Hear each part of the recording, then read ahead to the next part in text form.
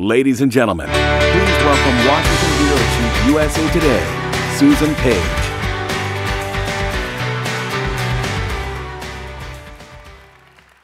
Good evening. It's great to be with you tonight. I'm Susan Page, and for the last 17 years, it's been my job and my privilege to cover the White House and national politics for USA Today. And on this special evening, I am delighted to bring our national conversation about politics into this room.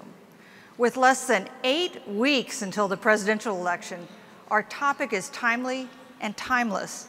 A conversation with two respected observers and rising stars about the future of our politics. The first of our guests is the chairman of the Republican Party. He learned his trade on the front lines of Wisconsin politics, the state that has given us Paul Ryan and Scott Walker, and he is credited with rebuilding a national GOP that was in dire straits when he took over in January 2011. The other is the mayor of Newark, who has been tackling a real rebuilding project of his own in New Jersey's biggest city.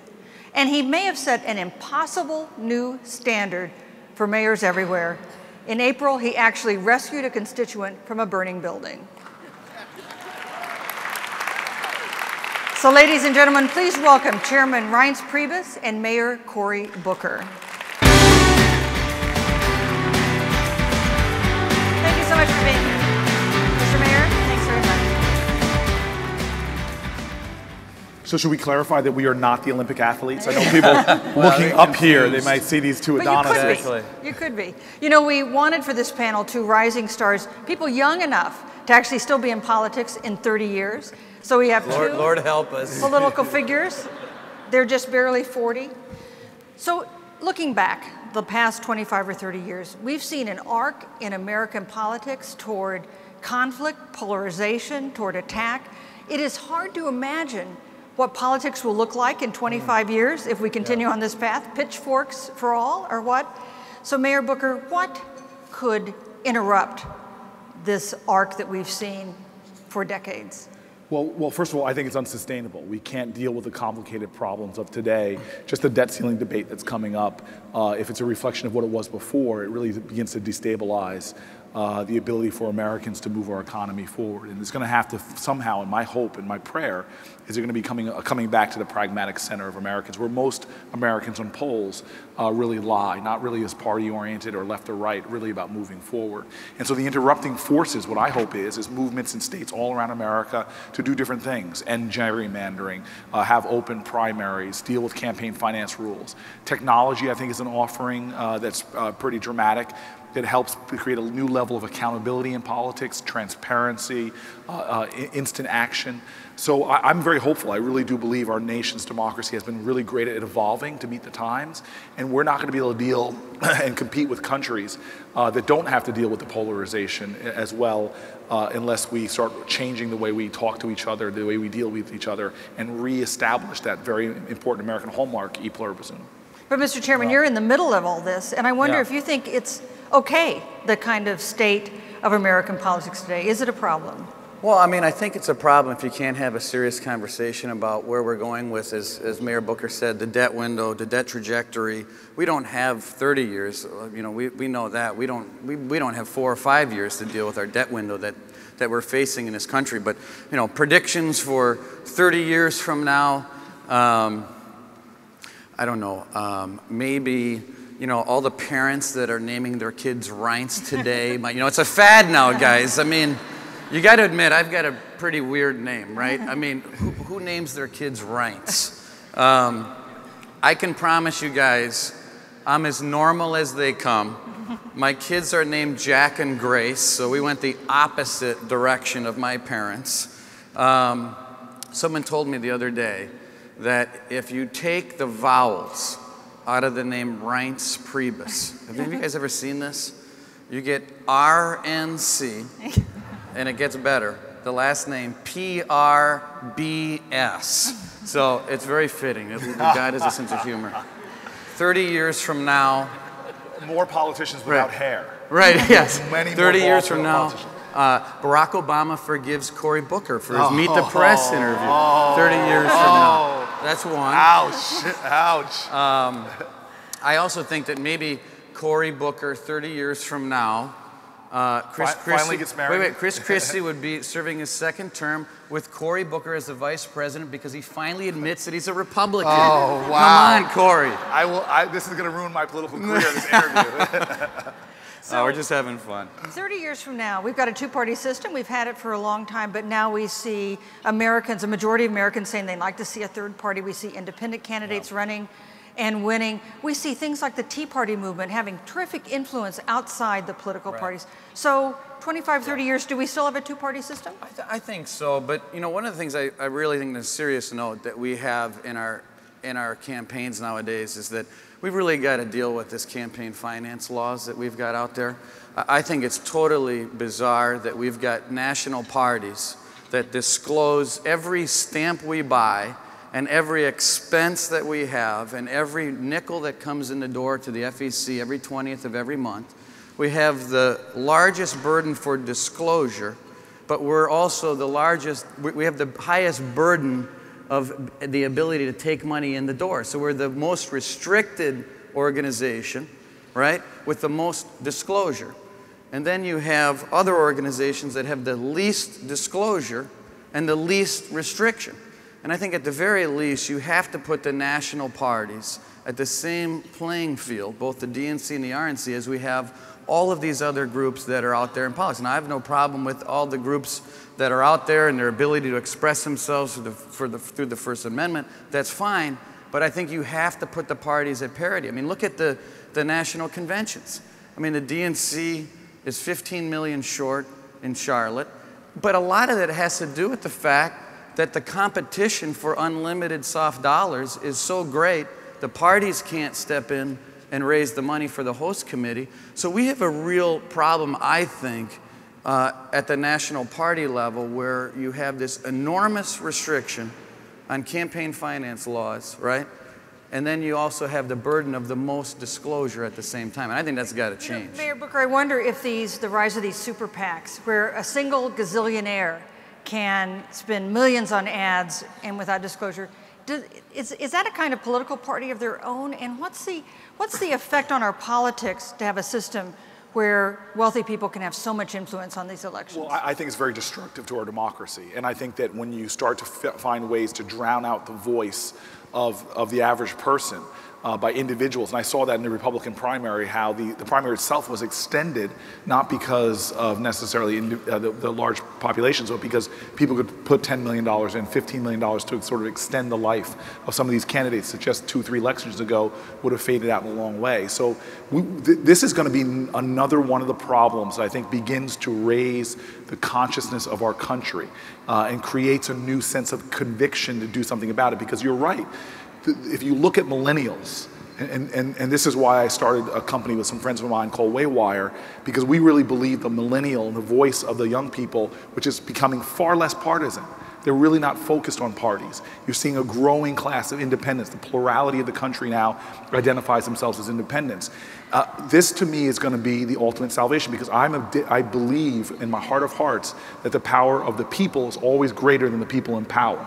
And that the people in power who are controlling parties and who are politicians like myself are going to have to begin to respond to an electorate that's really leaving them and the way that they're doing things. In addition to that, though, what I'm really hoping for is that as we have a country now that is really, to me, a dream.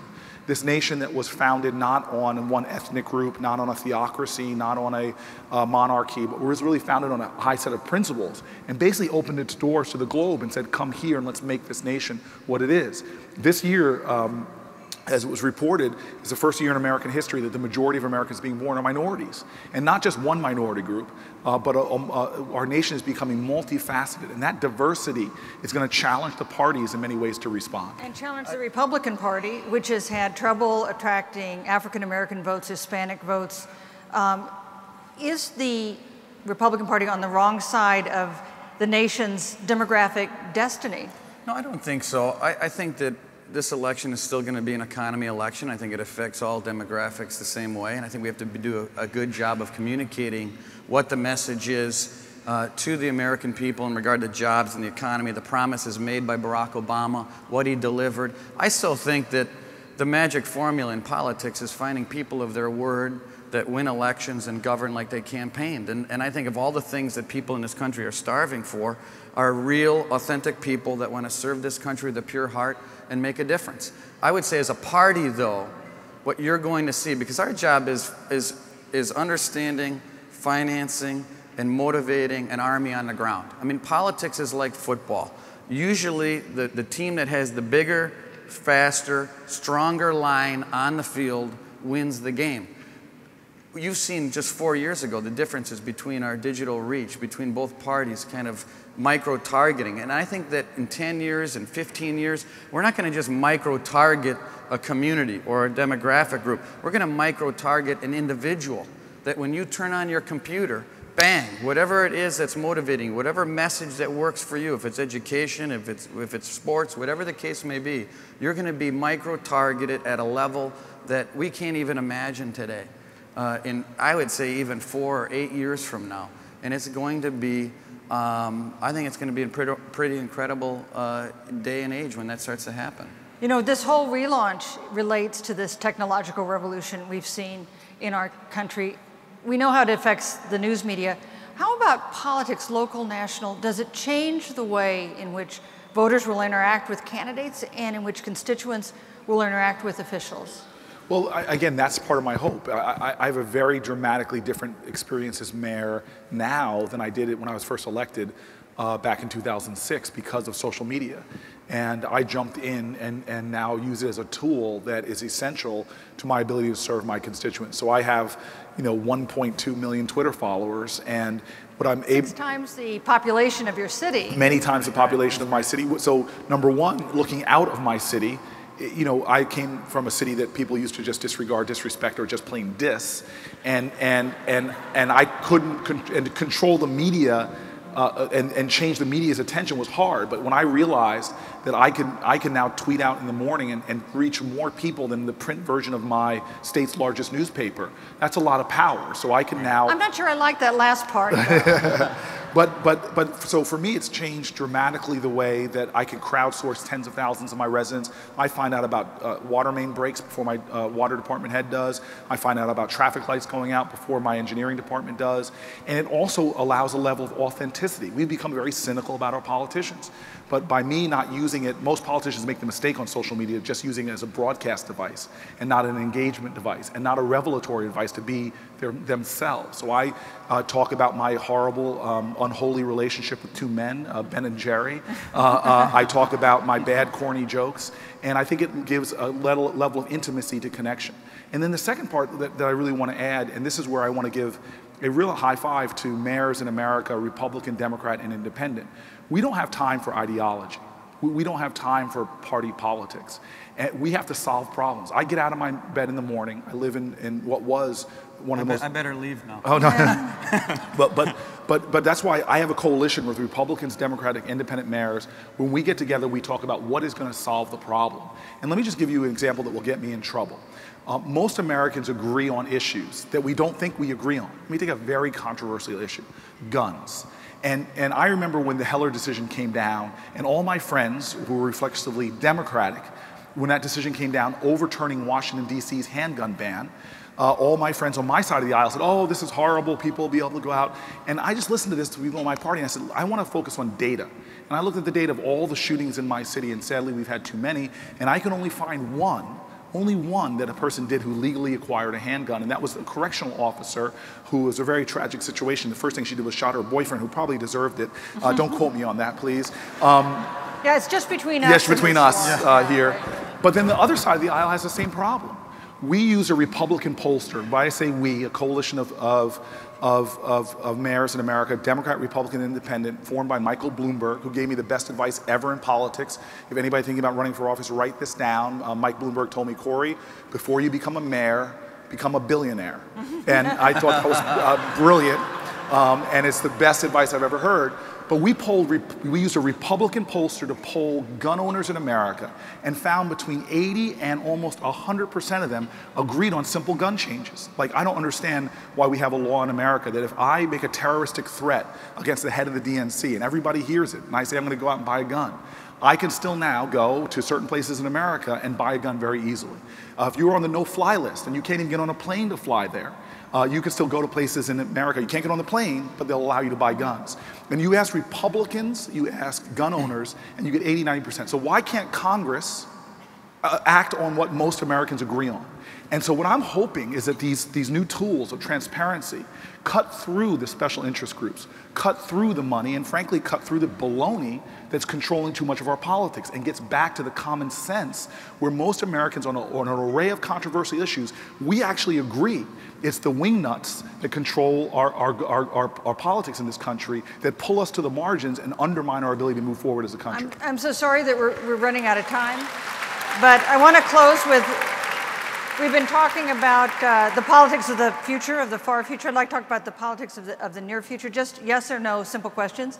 You're going to run for governor of New Jersey?